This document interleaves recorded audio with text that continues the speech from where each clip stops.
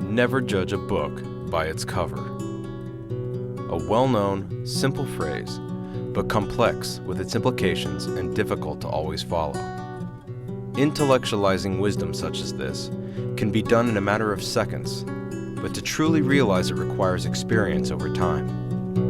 No other experience in my life could have helped me to realize the nature of this idiom more than my relationship to one of the most inspiring families I have ever met, the Lewandowskis. I was introduced to the family in the winter of 2000 when I met Jeff in high school. He was a charming, charismatic, brilliant poet who had this fearless ability to treat everyone, including strangers, as though they were his best friend. We quickly developed a deep relationship, and I was introduced to his parents. His father, Wolfgang Lewandowski, was a German-Israeli immigrant 46 years Jeff's senior with a stern but sweet temper, and his mom was a lively, loquacious woman who always had something to sell me or tell me about her life. Both of them were Jewish. He also had a brother who had moved out to Hollywood to pursue a life in acting. Oh, and they had two obnoxious yapping dogs, Jake and Einstein. After initially meeting the Lewandowskis, I quickly learned that they were one of the most dysfunctional families I had ever encountered. The house was always a mess, the dogs were always making noise, their financial situation was consistently a total disaster, and the family was always screaming at one another. Nevertheless, something about them intrigued me enough to get to know the Lewandowskis deeply enough to learn from experience an extremely valuable lesson. Never judge a book by its cover. Despite all of the chaos within this family, rarely have I met a group of people who care more for each other than the Lewandowskis. This is the story of their daily lives, the love they share, the hardships they face, why I'm so crazy about this family, and how I and a group of friends helped them out during the fall and winter of 2010. I try to hide it these days. Before, when I first was being diagnosed, people saw me and they'd just be like, "What? Your lips are moving." And it was really just spirits talking to me through my mind. Without a doubt, Jeff has always been an eccentric individual. When we first met, he spent the majority of his time singing songs and writing poetry, pumping out thousands of words a day for years. Since birth, Jeff was certainly endowed with a highly charged mind. The most inquisitive little boy that I could ever imagine. He always kept me spinning with his questions, and I never could keep up with the answers because he was so fast on the questions. The devices employed by his wild imagination that initially served as an occasional break from reality became his reality. He lost his ability to discern what was in his head and what existed outside of it.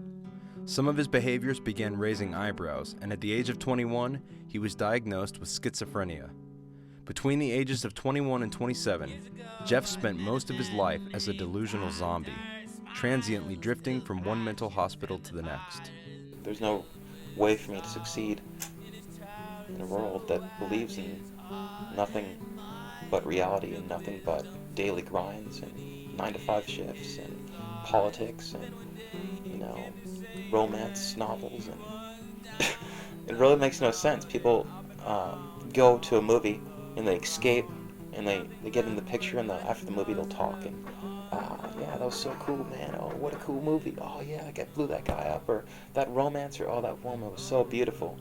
But when you actually try to live out your fantasies in the real world, or you actually try to live that kind of imagination and escape for a longer, prolonged time, then they say you're out of your mind. And it makes no sense to me, but nothing really does in this world makes sense. It is the way it is. The only way I became sane, or halfway insane, was accepting what is and trying to impact what I can for the future on my paper, on my written paper.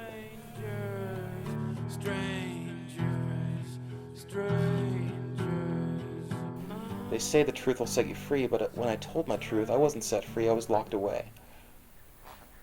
And he feels that I didn't love him, or I loved him less, or whatever, when he was in the middle. And it just, I was constantly depressed with him in there.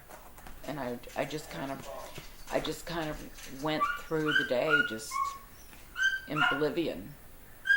Because every time I would think about it, it would hurt. Without a doubt, Jeff suffered from a mental disorder unique to himself.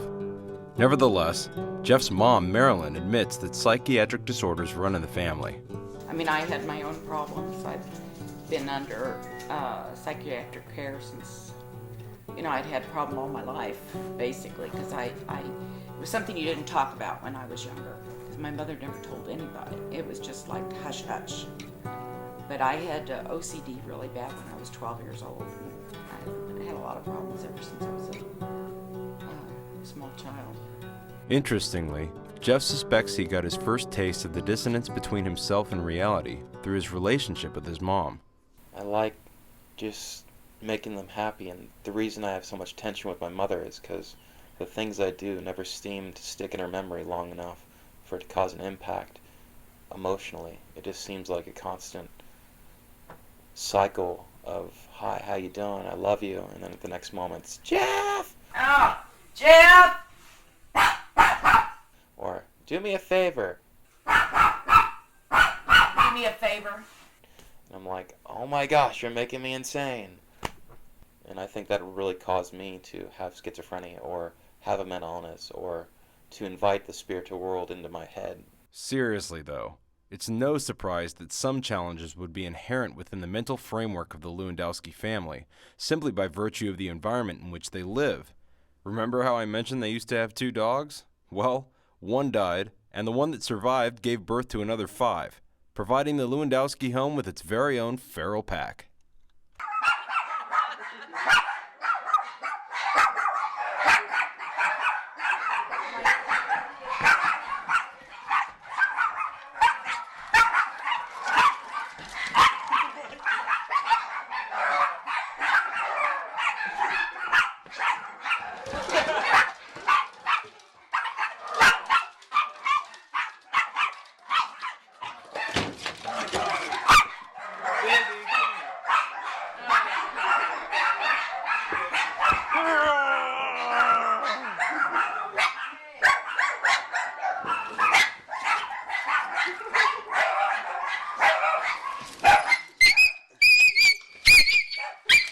From my perspective on the Lewandowskis, there's always this fine balance between comedy and tragedy. It's easy to laugh at some of the idiosyncratic elements of their family, or reject them for their differences. But they have gotten through some pretty tough times together. This fall in particular, it seems that adversity hit the family from all sides. Jeff threw his back out and could barely walk, Marilyn got thyroid cancer, and Wolfgang had a major stroke, leaving him partially paralyzed. My family needed help in the fall because my dad was never getting out of the house.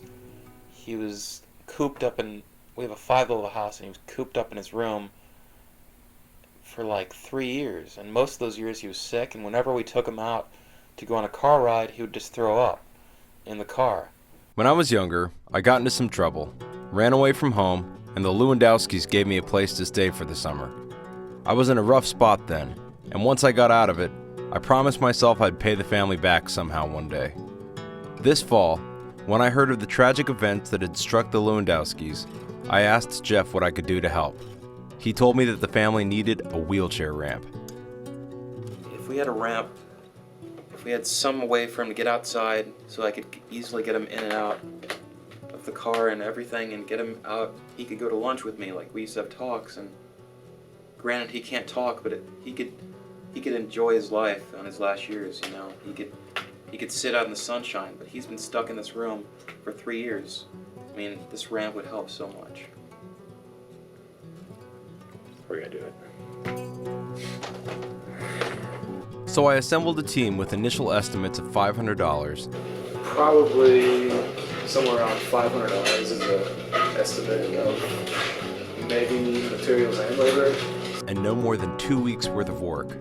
Boy, was I wrong. The whole process took a grueling 3 months, $3,000 to raise, and involved a ramp that was much more complicated than I had anticipated.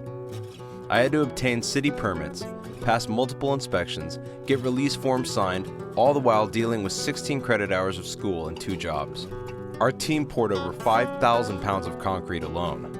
And to add to all of this, a major tragedy struck the family of my right-hand man. Brent Munn, a dear friend of mine of 25 years, lost his brother, Chris Munn, during the middle of the ramp project. It was certainly a hard fall this year, but Brent, tenacious as ever, bounced right back and worked harder than ever, insisting that working on the ramp was helping him to keep his mind off of his brother. It just helped me get my mind off of things, just to think all that on my mind, and the digging was pretty fun, and I'd say I probably took it out on the shovel. With Brent's best friend, Travis Mann, an equally important component of the project, our team completed the wheelchair ramp for the Lewandowskis in late December of 2010. For the first few months after building the ramp, we were so tired of even thinking about the ramp that we didn't even consider if the family had benefited from it or not. As it turns out, in the end, we got more than we had asked for. When I saw Wolfgang in the fall, he had been given 6 months to live and looked emaciated. When I returned to visit him this spring, I found that he had been using the ramp, and to my excitement, found out that he was actually doing better. And now, every day, the last couple of weeks, he's been going outside and getting out of his chair and walking, and, just sitting in the sun, and you see his smile, and he just closes his eyes, and he takes the breath in, and it's really beautiful.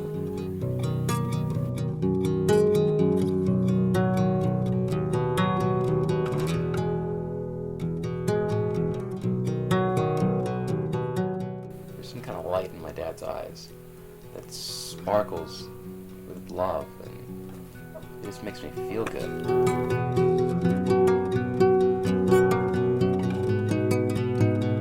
What inspires me more than anything about the Lewandowskis is the fact that despite their differences, they truly care about each other deeply. That's all that's important, is your family. Hello. How you doing? How you doing? I'm okay. So we're here to talk about the budget cuts for Fat Lady Incorporated? Yeah.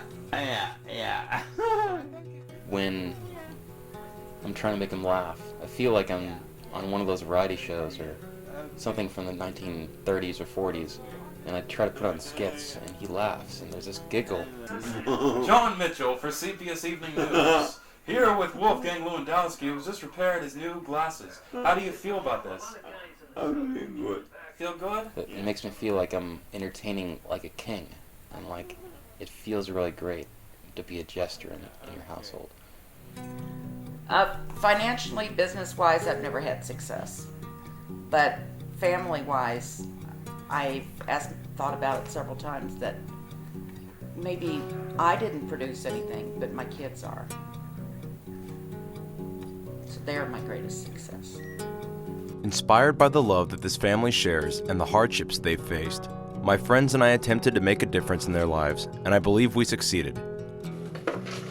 This is my best friend Tom, who I am gay for, and gay is the original meaning of happy, because he always listens to me, and he always is a beautiful light in all my years of mental health and illness, darkness. He's been there for me, and this is a true meaning of a friend who doesn't cut you down, but shows you the way. The two most important lessons I've learned from knowing the Lewandowskis is to never judge a book by its cover, and that each one of us holds the potential to change the world.